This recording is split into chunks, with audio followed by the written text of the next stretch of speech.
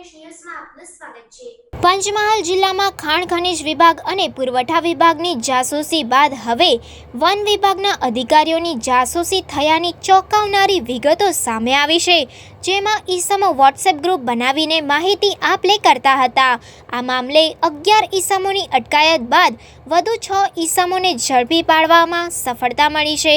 સરકારી ગુપ્ત ગતિવિધિઓ અને તપાસ જેવી સંવેદનશીલ બાબતો ઉપર નજર રાખીને અધિકારીઓની ટીમ ક્યાંક પહોંચી અને તેની રજની માહિતી આપતા જાસૂસી કાંડ મામલે ઈસમો સામે વેજલપુર પોલીસ સ્ટેશનમાં ગુનો નોંધાયો હતો। બાદમાં વધુ પોલીસ તપાસમાં 5 પૈકી 2 ઈસમોના મોબાઈલ ચેક કરતા તેઓના મોબાઈલમાં રંગીલું પંચમહાલ ફીર હેરાફેરી જેવા વોટ્સએપ ગ્રુપ મારફતે લાકડા માફિયા દ્વારા વન વિભાગની ટીમની જાસૂસી કરતાનું ષડયંત્ર ઝડપાયું હતું। વધુ એક જાસૂસી કાંડ બહાર આવતા ખળભળાટ મચી જવા પામ્યો છે।